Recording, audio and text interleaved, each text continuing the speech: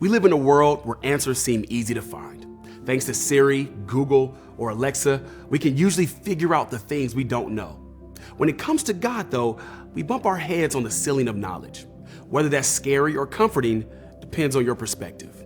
The book of Job begins with tragedy. Job loses everything, and naturally, he wants answers. Why did this happen, God? It's easy to identify with Job. One of his friends responds to him in chapter 11, verse 7 by saying this: "Can you fathom the mysteries of God? Can you probe the limits of the Almighty?" He's challenging Job's desire by saying that it is impossible to understand God's plan. If that idea frustrates you, you're not alone. Job wasn't satisfied either. Eventually, God responds to Job and tells him something similar, that God is beyond our understanding. Where then is the comfort? Well, the comfort can be found in God speaking.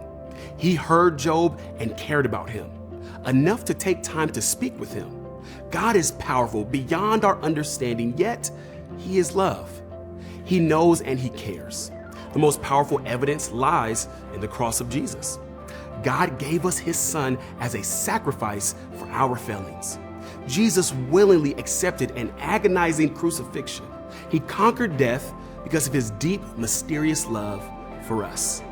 When things are uncertain and we want answers from God, we can find peace and courage at the cross. The most important mystery we can consider is just how much God loves us.